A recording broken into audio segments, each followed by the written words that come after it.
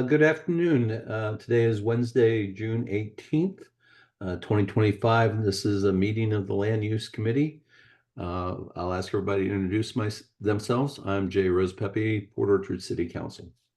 Eric Warden, City Council, Port Orchard. Scott Diener, Port Orchard Council Member. Nick Bond, Community Development Director. Jim Fisk, Principal Planner. We have a published agenda. Is there any discussion items? Does anybody else have anything they'd like to add? I do not. All right, then go ahead, Nick and Jim. Is the first item MFTE? I think it is. Yes. Yes. All right. So the City Council asked that we revisit MFTE later in the year once we wrapped up all of our housing mandates, which we finished up last night. So thank you very much for your work on that.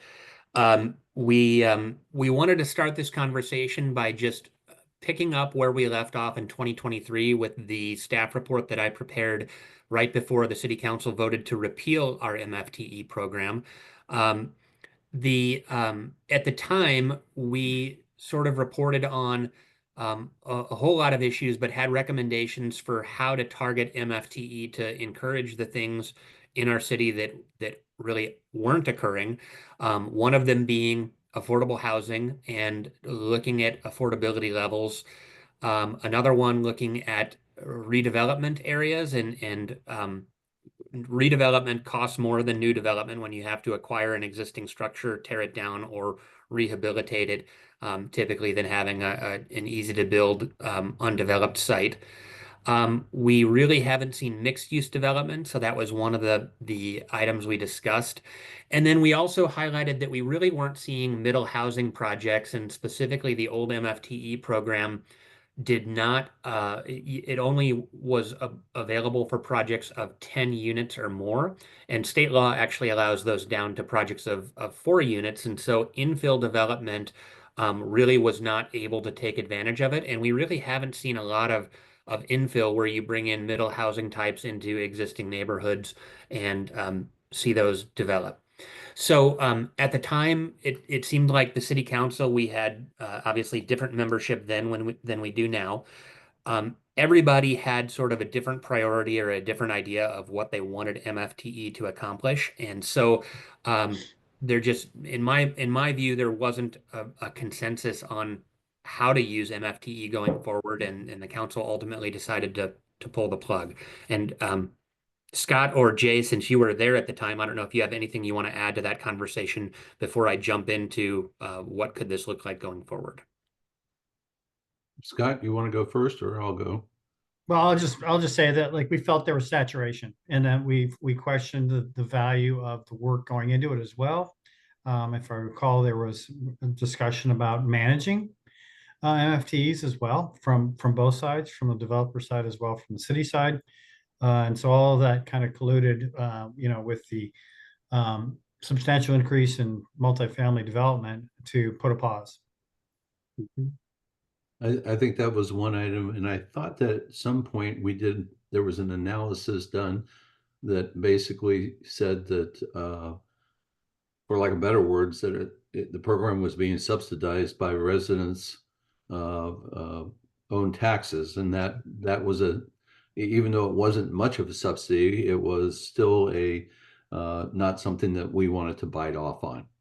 That is correct. So Noah Crocker, our finance director, gave a presentation on the taxation side of MFTE and explained how the tax shift works. And basically, when an MFTE certificate is approved, the city isn't losing the revenue of the new development. It is then that tax liability is then redistributed among all the other property owners in the city, and it may only end up being 25 cents per thousand in assessment, or 25 cents on a tax bill.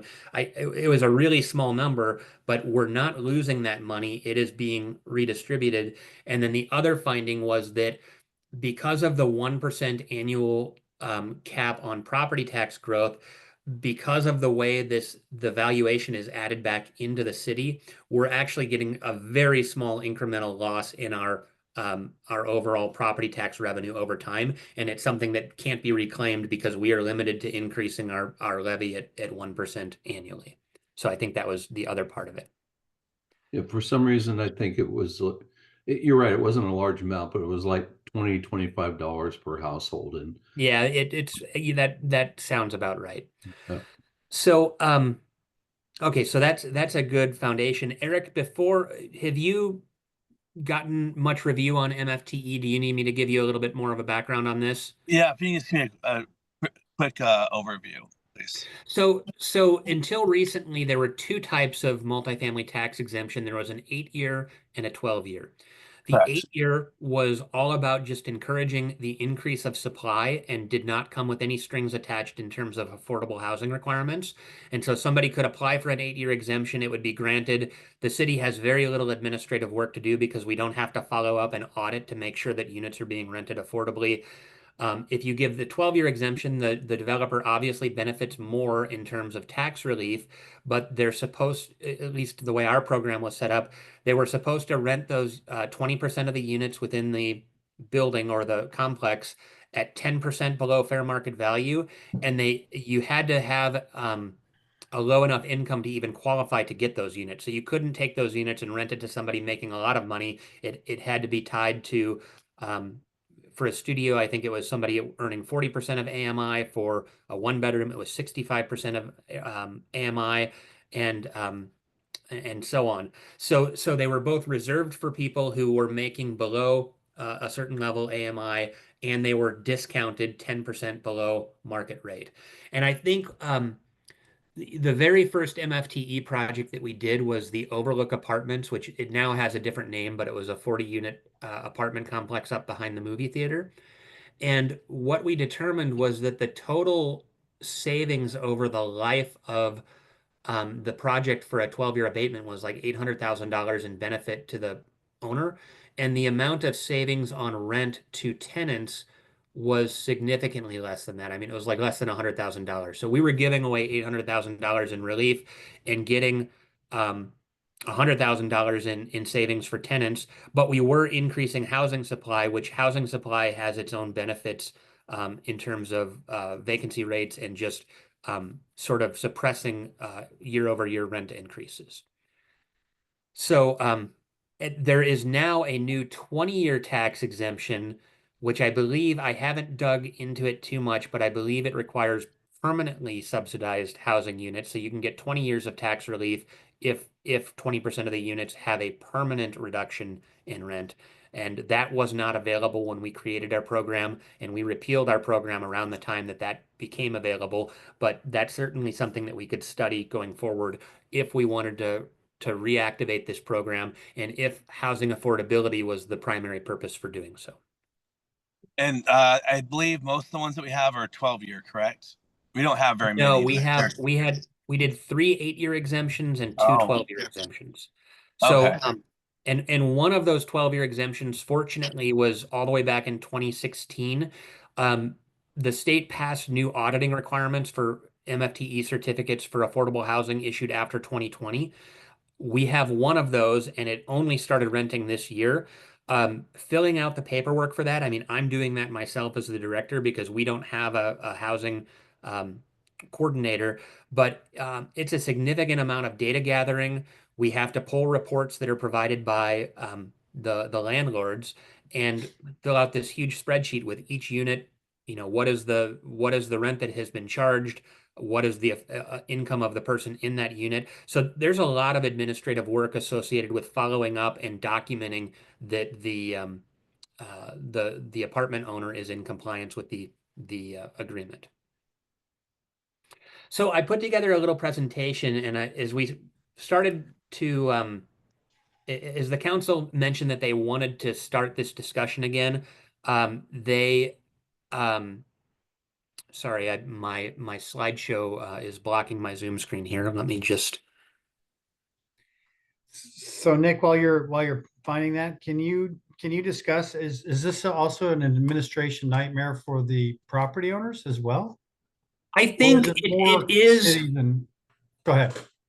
So for property owners, one thing that we did, Rush Development did the Sedgwick Apartments up by Fred Meyer.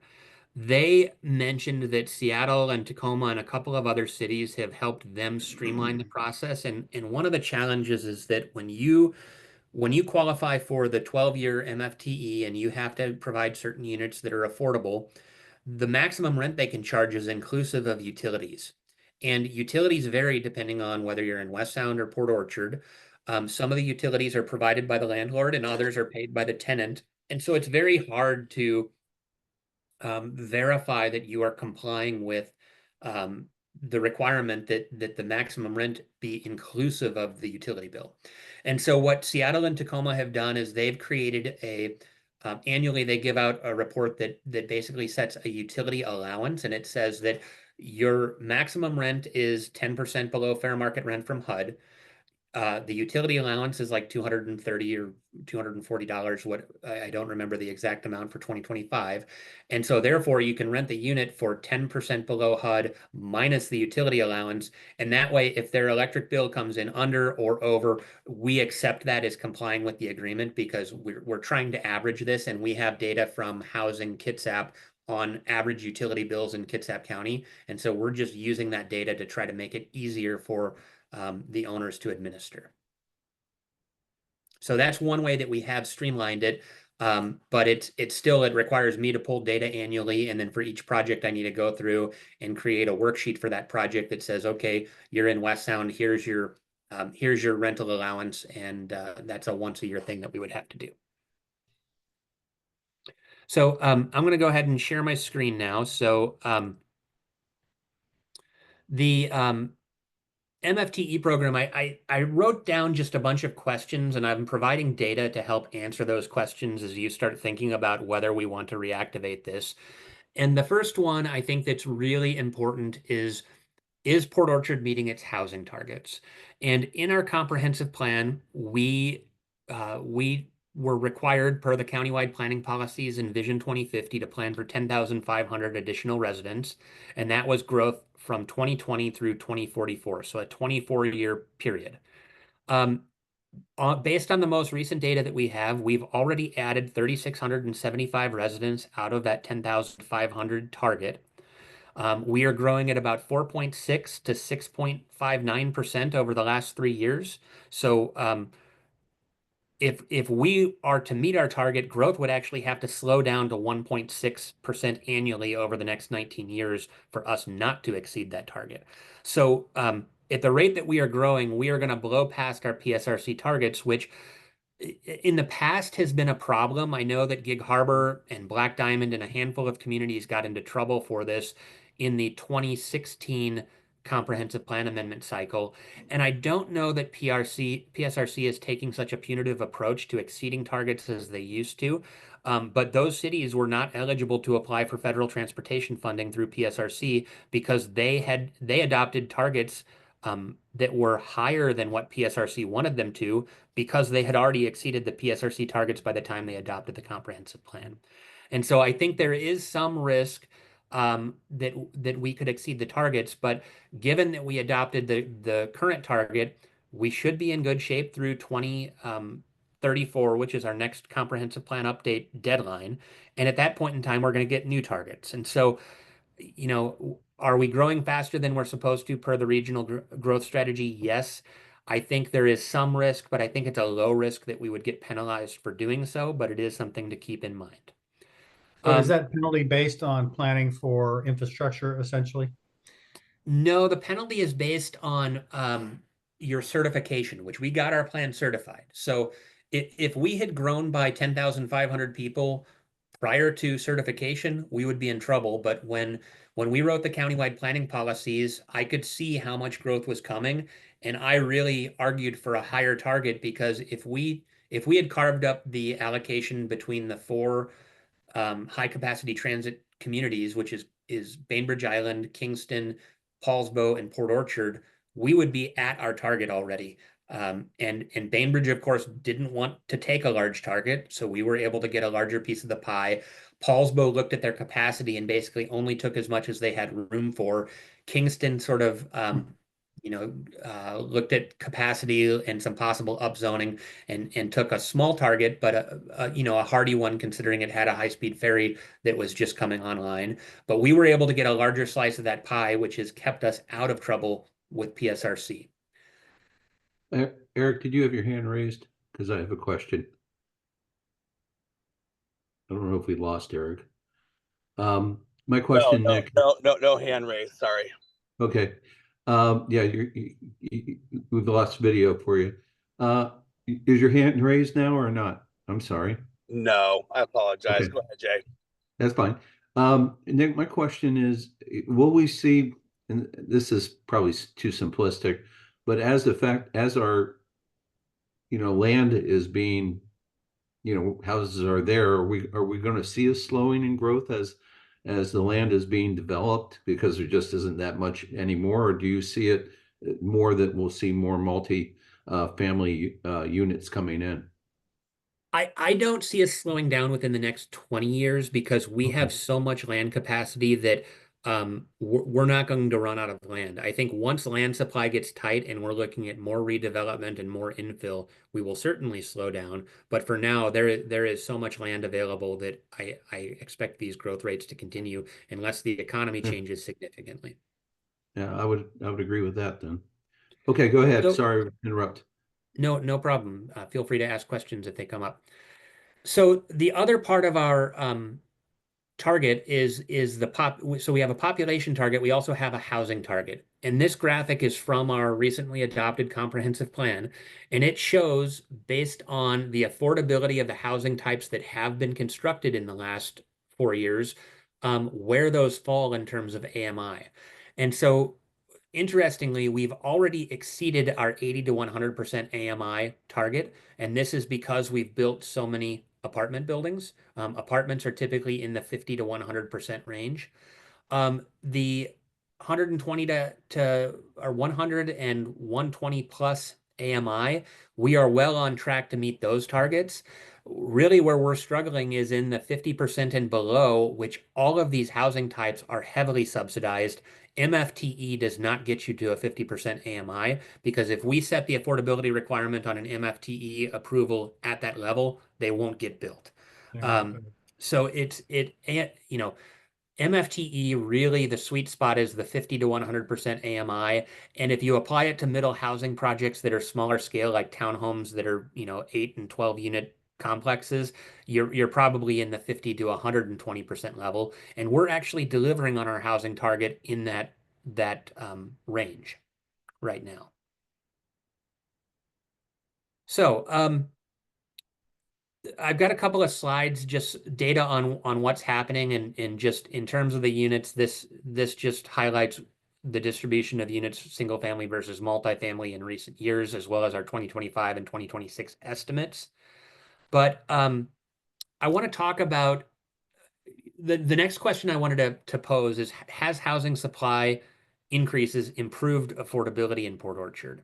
And we got some really great data. Scott Rafe, the director of County DCD, sent me a UW resource, and they have really good data for Port Orchard. And this first table is showing our vacancy rate in Port Orchard going back to 2014. And what you'll see is that when the pandemic started, vacancy rates were at their lowest level.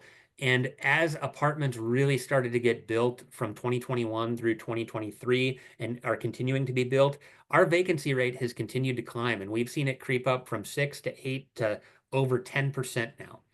And this includes both for sale and for rent housing. So this is all housing types.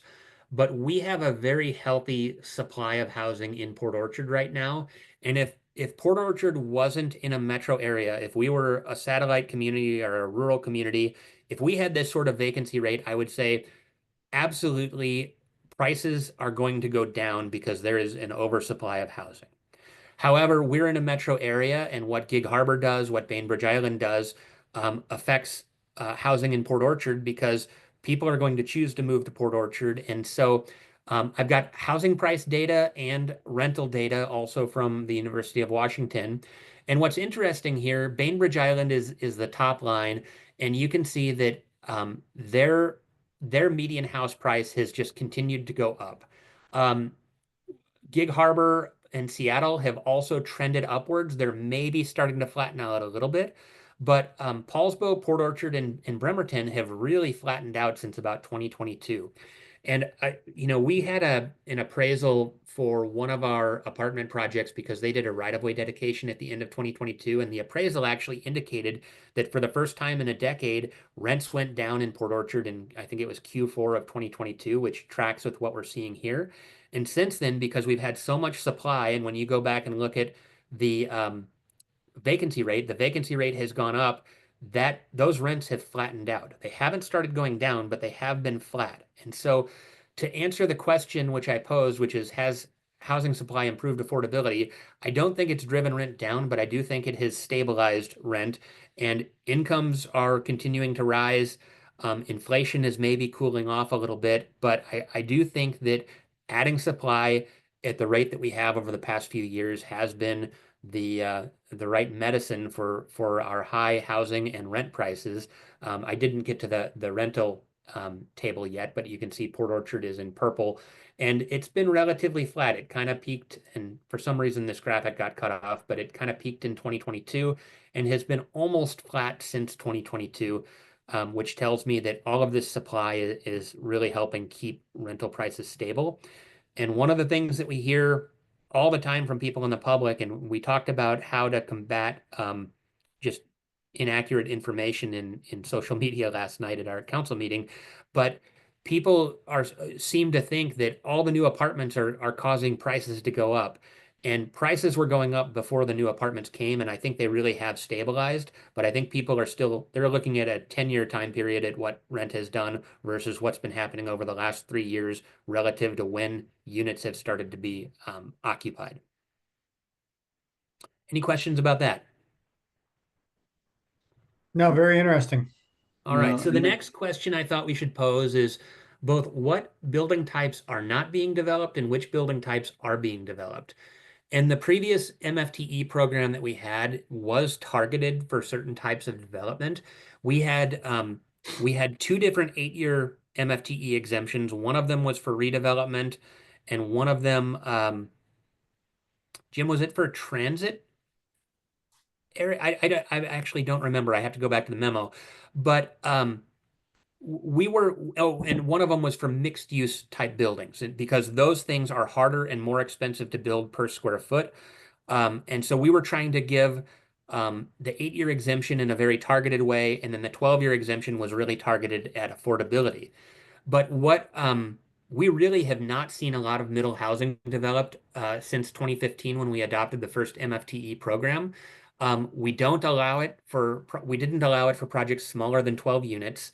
And other than McCormick Village, which is doing mixed housing, we're really not seeing a lot of middle housing being developed in the city. We're seeing all single family and all garden apartments. The mixed use shopfront buildings are also really have not taken off despite us relaxing density standards, height standards. The exceptions are 429 Bay Street, which I think is a little unique because it's waterfront. And so maybe having apartments on the water is a little bit different pro forma in terms of what kinds of rents they're going to get compared to other apartments in the city. And then the Ramsey Apartments is a mixed-use project up by the new Starbucks on Sedgwick. They were one of the last 2 projects to get into the MFTE program before it was repealed. So that is a mixed-use project, but it received the MFTE. And they are still trying to get permits, but they're in about their 3rd round of building permit plan review. So that's the stuff we're not seeing. And I mentioned we're seeing a ton of detached houses which are not eligible for MFTE. Garden apartments, I quickly calculated the projects that came to mind, but the 5 projects that qualified for MFTE provided 500 units. About half of those were affordable and a half of them were market rate. And then we've had 757 units of garden apartments without MFTE, so no subsidy required. Plus, we have 373 additional units in the permitting pipeline, either permits issued and they just aren't under construction, or they're in the pipeline and appear to be moving forward. So garden apartments are the cheapest multifamily housing type to build on a per square foot basis. A 3-story garden apartment with surface parking is, it has the lowest construction cost.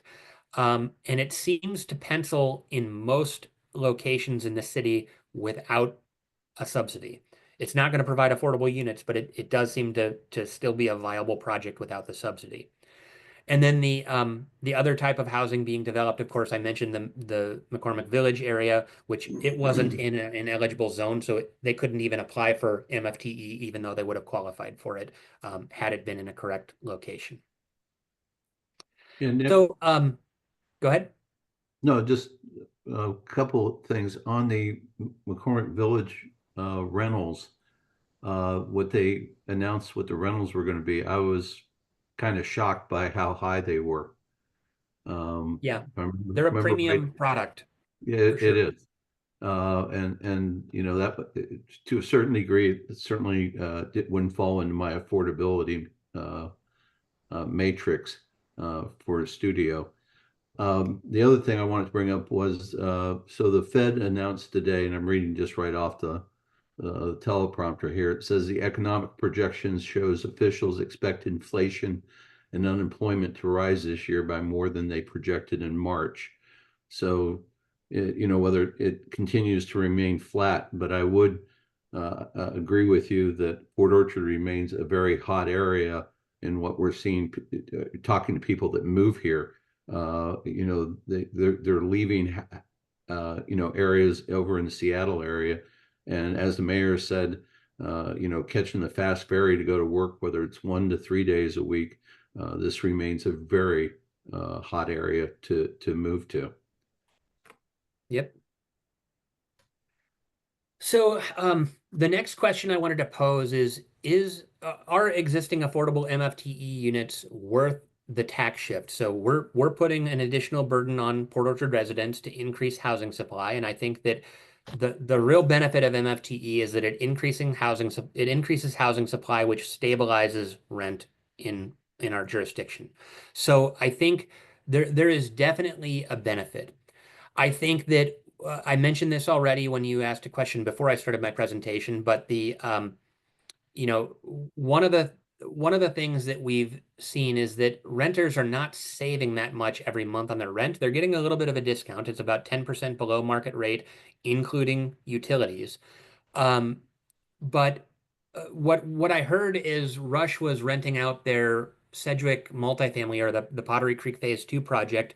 They were actually having trouble finding people with a low enough income to qualify for the affordable units that actually had verifiable income. And so it's taken them, I think they still have one studio left, but it took them like 8 months to fully rent up the affordable units because they couldn't find people that had a good enough credit history and a verifiable income to actually say that we want to rent this to you. So I think the income requirements are still are relatively high because the developer wants a reliable person renting from them, and then the actual savings to the tenant is somewhat modest. Of course, the tax burden is being shifted to other property owners in Port Orchard, and then I mentioned the high administrative costs just in terms of annual reporting, auditing, annual calculation of the utility allowance, and then just administering the contract for a period of 12 years. It is burdensome. And so part of me, if this were to come back, the 8 year sure is a lot easier for me, but I understand that it doesn't deliver units with a discount. And so we have to kind of balance the staffing needs and the burden that is being placed on staff with the benefit of the program. So I wanted to share this. This is actually the 2025 rent limits and utility allowance for the Sedgwick multifamily project. And so this is what we issue them annually. I've abbreviated the table just so it's easier to read, but 10% below fair market for a studio is about $1,269 per month, and it goes all the way up to $2,781 or $2,781 for a 4-bedroom. And the studio and 1-bedroom are pretty reasonable. I think this is about $200 less per month than what you're seeing in the new market rate units. And then it's further reduced once you account for the utility allowance. But then you have to look at the income limits. And so under our old program, a studio unit for a household of one, you had to make at least $34,807 annually. You had to make below $34,807 annually to qualify for that unit. And then your rent was $1,058 per month, including your utility allowance. So so again, this is reducing rent slightly, but if you talk about 20% of the units in a complex, if it's a 100-unit complex and you're getting 10% discounts on rent, this is not adding up to the amount of savings that is commensurate with the amount of tax break that is actually going to the developer. So that's what I was able to put together before today's meeting, just to have talking points, and wanted to see what your thoughts are. So I have a ahead. question. It's a little off topic, and it kind of hurts my brain to think about this, and I think I know the answer. Is there any correlation between MFTE and affordable house purchasing prices? Is there anything we can lean into there? I'm not sure that there's a correlation. MFTE is available for sale projects. We can give tax breaks if a developer wants to do affordable housing for sale. But I don't know if by subsidizing rental units, it's having an impact on the market for homes for purchase. And I'm thinking more of the renter being able to somehow put themselves in a better position through this program to being able to purchase an entry-level housing stock of some sort. But it certainly allows them to save for a down payment if their rent is reduced. Yeah. So it's probably nominal is kind of what I was thinking, but yeah, perhaps. and what we talked about in the previous discussion in 2023 was that if we're going to keep the 12-year, this 10% below fair market rent probably needs to be increased to 20 or 25% below fair market rent to have a more sizable impact for the people who are renting the units. So if we brought it back, we probably need to be more aggressive, which I believe the developer is still going to get more tax savings than they're going to have cost in terms of discounted rent, but it certainly isn't this as sweet of a deal as it was when this was originally launched. So when we talk about this in the future, let's not forget that this does allow certain renters to be able to save more for that ultimate first purchase. Eric? Yeah, Nick, I understand the 10% below, maybe it should be 25. What about increasing the unit requirements? Well, the From 20% 10%. comes from state law. Okay. I'm not sure. I don't know that we're precluded from. I think we have to have at least 20% affordable, but we could potentially try to increase the number of units as well. But I think that I think it's probably easier to have fewer units with more discount than it is to have more affordable units with less discount. Yeah. Okay. Thank you. Yeah, I'm not sure. I would have to think about that a little. All right. Maybe we'll have that discussion more later.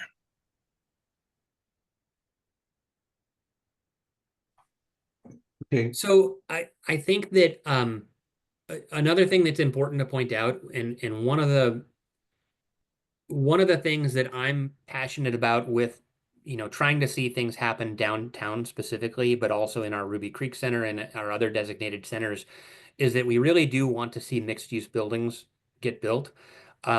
Building that type of construction per square foot costs a lot more than other types of construction.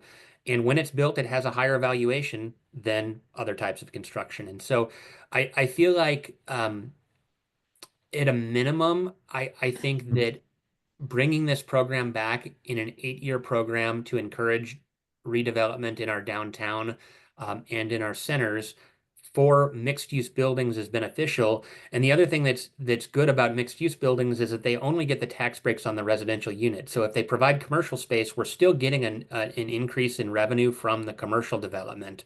But it's only the residential units that are getting subsidized by the community.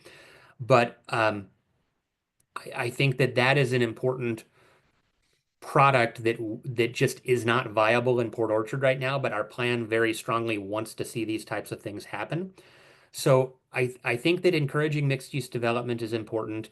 I think that the small scale middle housing project is an interesting one because it also doesn't seem to be economically viable, or at least we don't have local contractors who are Mhm. looking to build that product type. They don't seem to be interested in that product type. The challenge with those small scale projects is very frequently they're displacing an existing structure, and so they do tend to change the character of the city. But I think it is a product type that probably needs some help. And so that's the other one where bringing back an 8-year exemption for middle housing types that are small scale infill development is a way to improve older parts of the community. It's a way to ensure that sidewalks get installed in areas where there aren't sidewalks. So, those two at a minimum are kind of where I would start. I think the affordable housing conversation is important, but it is also it's a much bigger lift in terms of the administration of the program and tailoring it to make it work correctly. And one of the questions I posed 2 years ago was, you know, if the city is giving the developer $800,000 in benefit, um, would we be better off actually creating a housing program that provides rental assistance to people, just direct Mhm. assistance rather than subsidizing units? It seems like these units are being built. I think there's an argument that this helps to accelerate the increase in supply in the city. So increasing supply stabilizes rent, but we could provide direct rental assistance as an alternative. And would that give us more bang for our buck in terms of um, getting people help in renting housing?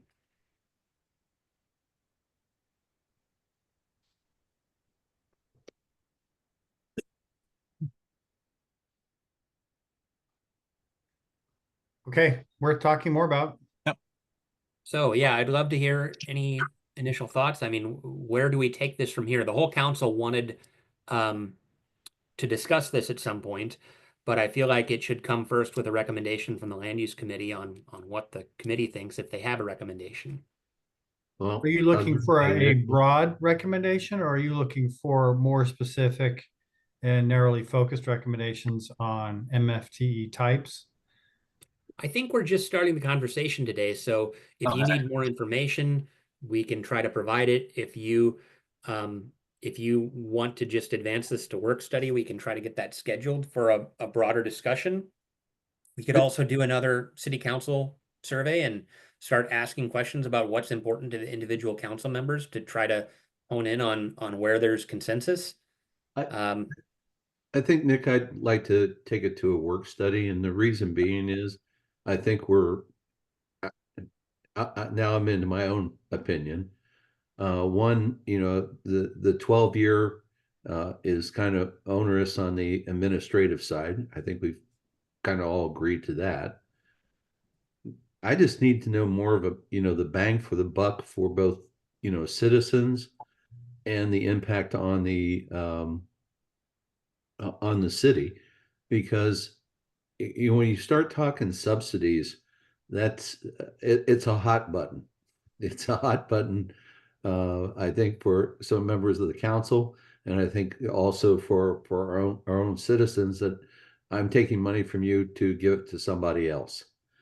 Um, it's a growth issue as you pointed out, but is it a time where we're trying to make things more affordable where we're growing at such a fast rate? My personal opinion was this is going to be a lot more complex than what people think, and I would bring it to a work study to start the discussion. I'd like to see more discussion on if we can get more. I know you said 10% is the state minimum. Is that accurate? 20% is the state minimum for the 20%. percentage of units in a Yeah. project that have to be affordable. Okay. I'd like to see the number increased, but if that's a state requirement, for the minimum, we don't have much of a hammer there. So Well, I think you can potentially increase it. I need to double check with our city attorney that that is a possibility. Okay. But then, you know, there's also the how much below fair market rent would the units be rented at? And so I think you can increase that as well. If you do both, I don't know that anybody's going to take you up on the deal. It's at some point it's going to not be worth it to the developer anymore. That's valid. Yeah. Yeah, work study for me, please. I like it. I like it. Yeah, Scott? that's where I was headed to, is I think that work study, there's enough interest that we ought to bring this to work study and the various alternatives. I think also we've talked about in the distant past what that tax shift actually looks like. And people may be surprised at just how little it is. So if we could come with that information as well.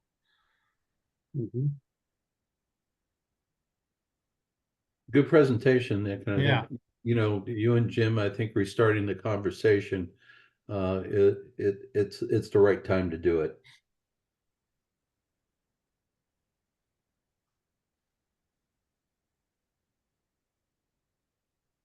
Right.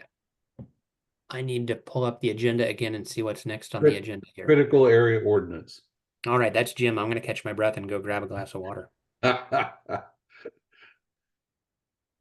So, middle housing ordinance kind of took priority the last several months. We started a discussion with the Land Use Committee and Planning Commission earlier this year to update the critical areas ordinance. We have until the end of this year to get something adopted. But because of that middle housing priority, we kind of backburnered this for a bit. And so the last time the Planning Commission discussed it was at their February meeting. And we plan to reintroduce it in July. So there haven't been a whole lot of significant changes to the ordinance from February, except that we've established 2 application types. And so we're still kind of discussing that internally, what that kind of ends up being. If it is an actual permit or if it is just some sort of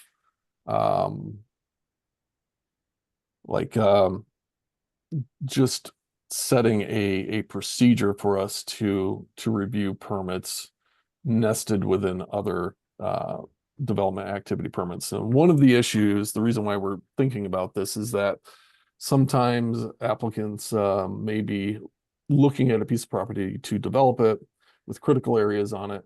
We have no mechanism really outside of a permit application to provide any sort of critical areas review. So they're kind of flying in the dark because they're relying on their consultants' opinion on wetlands, and those opinions vary from consultant to consultant. And so they kind of set up some initial parameters based on what their consultant says, and our consultant may disagree with them. And that has happened in the past. And in those cases, we use ecology as kind of a tiebreaker.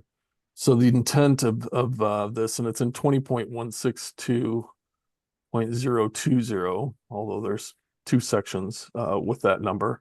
It's on page 5 of the ordinance. It kind of sets up these 2 procedures.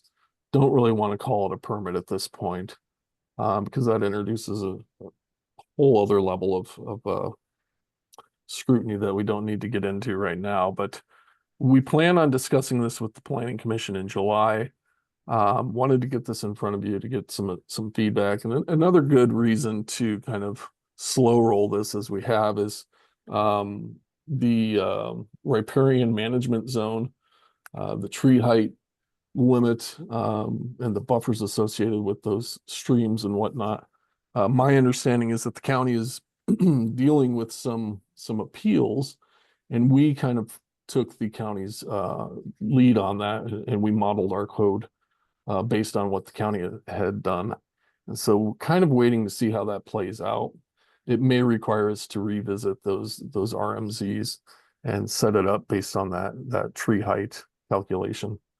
So those are kind of 2 things that are still in flux, but for the most part, we have received some public comment. We've received public comment from the Waterman Group, and another group. And then we've taken the commission's input and kind of incorporated all of this into this draft that you're seeing now. So we'll continue that discussion in July, and we'll plan to get this adopted by the end of the year. So I would anticipate that we'd have a public hearing on this for the Planning Commission, probably October, and then get it in front of the council later this year. But just get some feedback from you if you have any input on maybe what the county's dealing with. That would be great. Well, I can start with that. So when you say you're taking the county's lead, I'm presuming that you're talking about the county as it approached UGAs and critical area ordinance. So we didn't follow that guidance on our own. We looked to what others were doing, and Pierce County was looking at something very similar. We were then appealed by Port Gamble Sklallam Tribe and also Kitsap Environmental Coalition, and I think those were the only two that appealed. And we have since worked through the issues that we can. Other issues we can't. The appeal should have a decision, I think next week is what we're looking at for that. And but interestingly enough, one of the elements that was dropped out of the appeal was the UGA treatment. They did not like it, but I believe they dropped that out of their appeal. And so that was good news, I think, for us. And I also think then for the city as well. Right. Yeah.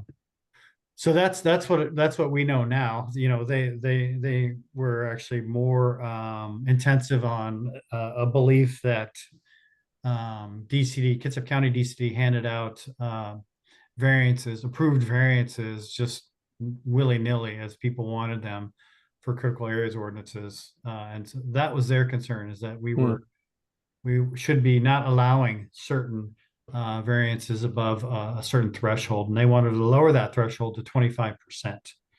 And the county said, we're not going to do that. We're going to allow people to ask and then base the merit of an approval on what they can show.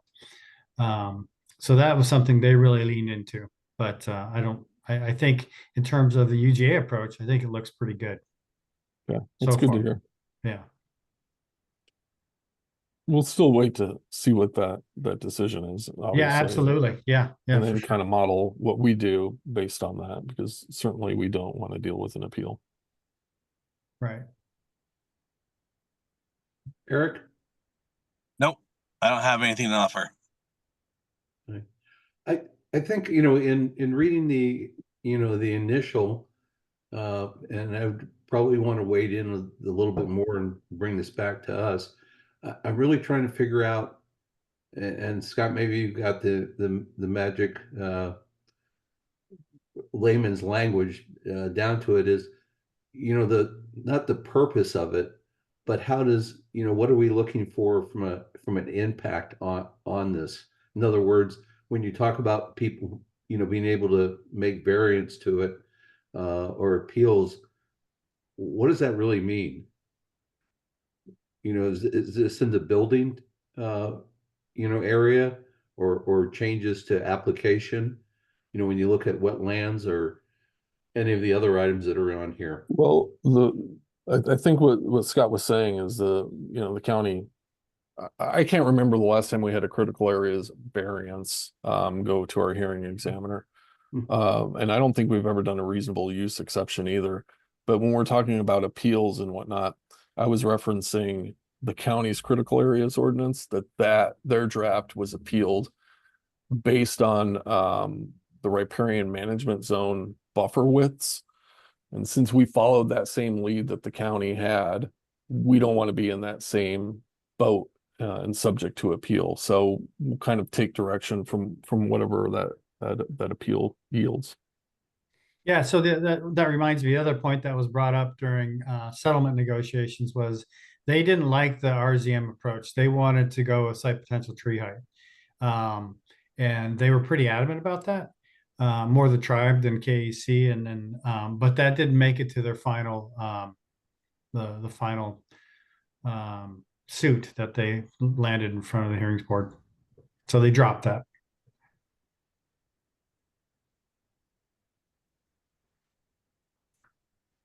So how do you want to proceed then? Is this something that we wait till it goes to the planning commission first, or would you like to revisit this? We were just Well- sharing this with you ahead of it going to the planning commission. We hope that the planning commission will have a recommendation maybe to the council by October, and so this will come back to you in a few months. But we'll have to wait and see how it goes there. So is there anything that you see as being a hot button here? Well, the UGA, you know, for the county, the UGA had reduced standards compared to its rural counterparts. And so the tribe didn't like that. And so that could be something that pops its head. Okay. But, you know, also I'll just add that the county also had limited circumstances in which you could apply a reduced buffer within its UGA. So it didn't allow it, for example, for new plats. It did allow it, for example, for redevelopment. So there was certain project types that you couldn't enjoy that reduced buffer. Yeah, and the way we've drafted our code is that we've established minimum buffers along those streams and wetlands for that matter. And that is to allow for predictability for folks, right? So that we're not having to figure out what is the maximum tree height of a tree downtown compared to, you know, out by Lowe's or whatever it is. Because then that doesn't provide that predictability that property owners should enjoy. Okay, if there's nothing else on this one, then pre-approved ADUs. Yeah, I think I've already reported to the city council on this in director reports 2 weeks ago. So I don't have anything new to share. We did a bunch of outreach. Jim and I attended the farmers market with Aubrey and our building department to talk to folks about the program. The website's up and running. You can apply for these online. I do know that BJC Group through the KBA is doing a cost estimate on each of the plans to help to get a sheet for each of the jurisdictions to share information on what kind of a probable opinion of cost to build. But yeah, I just wanted to see if there were any questions before we get to work on the next two units that'll be hopefully going through plan review in late July. Actually, I do have a question, Nick. When we were doing this, you know, we were talking with I want to say four counties or four, I'm sorry, you know, the different cities, Yeah. you know, impact. Is there anything that's standing out about our requirements are different than, you know, another cities that's going to cause anybody an issue with getting these plans and then oh, I wanted to do this, but we don't, you know, Portage doesn't allow this? Or is it pretty much, hey, these are pre-approved, we're ready to go? Yeah, they're pre-approved and ready to go. I think that the things that can be changed by the owner are limited and are pretty well defined. And so it's Okay. going to be the same for each jurisdiction, that you get to pick your doors, your windows, your siding, you know, the colors. And then there's a couple of roof options for some of the units, but you can't go moving you know, structural elements of this without hiring an architect to do a custom plan for you. So I will say that our reviewers caught things that the Thurston County group did not. So I think to some extent our building plan reviewers caught some building code issues that needed to be flagged on plans, maybe that the other county that uses these plans did not catch. But in terms of inside of Kitsap County, we are all doing, I think, pretty much the same thing here. Okay. My last question on this one is, what's your expectation on this? I mean, if you had 10 pulled in a year, that would be awesome. Do you expect it to be a firestorm of folks coming in for ADUs? I don't expect a ton of these. I think that if we got, you know, in the entire county, maybe 50 of these in the next 5 years, like that would be a pretty big success. Okay. That's 2 building code cycles. So we have the rest of the current cycle plus the next building code cycle. Right. But Yeah, I mean, I think 50 would be a huge win. You know, at the farmers market, we talked to a lot of people, and more than half of them were not residents of the city. And so I Okay. know of one person in the city who's looking at this. They were already planning an ADU project.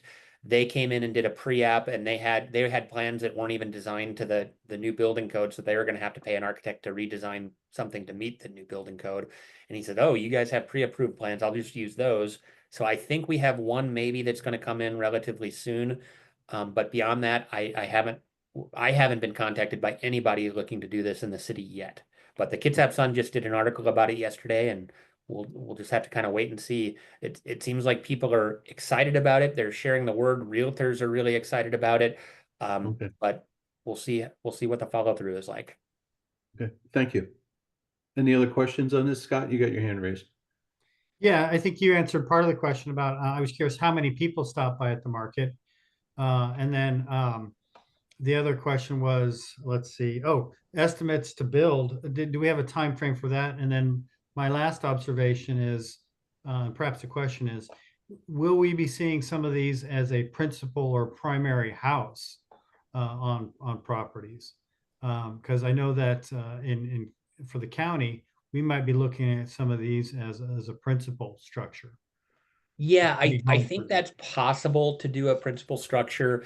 I was on a thread with some of the other planners, and you know, I thought about this when I was in my 20s to say, hey, maybe I'll buy a lot and build the ADU first and live at that while I'm a bachelor, and then eventually I can put the house on the lot. So Port Orchard would definitely allow that. There are some design guideline issues because we require porches on our single family homes. I think we could probably interpret our way through that so that we could say if you provided a site plan that showed the future location of the house and that this is an ADU, you're just building them out of order, I think we could approve that. As far as how many people stopped by, Jim, I think we handed out about 75 flyers. Wow. I think we printed 250 postcards that have QR codes and information about the program, and we had 75 people take information at the farmers market. And I forget So- what the second question was. Well, KBA and I think it was KBA that said they would provide estimates to construct. Did we get a time frame on that?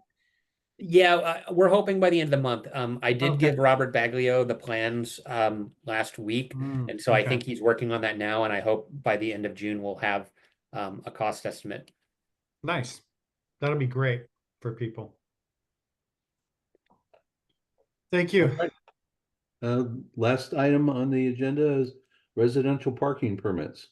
Well, we solved the reason this was on the agenda has been solved. We found a provision in the code that allowed Noah as the finance director to issue parking permits in special circumstances, and so we took care of the group home. And is there another issue here, Jim, that we need to talk about, or was that it? That's it. Yeah, so we nothing to discuss here anymore. You don't want to talk about downtown parking? No. All right, that's a good news story. I appreciate hearing stories like that where they had a legitimate concern and we assisted them. That's great. I will go on record since we're being recorded. I think that was a healthy discussion last night talking about parking. But quite frankly, it's not a catch-22. I think that we're looking at we've had enough people talk about turnover, and the fact that we've gone to Saturday parking enforcement is just the way of the world, and I don't think it's a bad thing.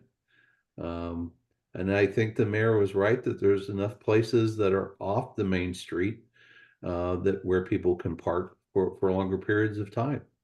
And So if I can add to that, because I've been Sure. wanting to say it in some sort of form for a long time. I go downtown quite a bit. It's pretty close. I can be downtown in 4 minutes. And when I go downtown, I haven't traditionally found a hard time parking. Yeah, maybe I have to walk a little bit, but it's never more than a 5-minute walk at most. And so I feel like I need to understand better what it is that people are expecting out of parking downtown. Because if it's a 2-minute walk or being able to park out front of a business, That's not real in this world anymore. So I just wanted to share that. I don't find the same parking problems that I hear about. I get that there are the businesses and they have their concerns, and that's a real thing. But with respect to people visiting downtown, even when the first market day opened on Saturday, I was able to park in front of Myrie's at 9 o'clock. So, and it was already really busy. So we did Well, get a more to follow, traffic I'm warning. sure. or a I ticket think it'll be a warning by 3 continual PM. issue. Eric, got anything you want to join in on that one? You missed unless you've seen No, the I've last had a lot night. of conversations with it, with the public, and mainly it's employees that are struggling. Saturdays are very busy, and they cannot get out and move every 2 hours.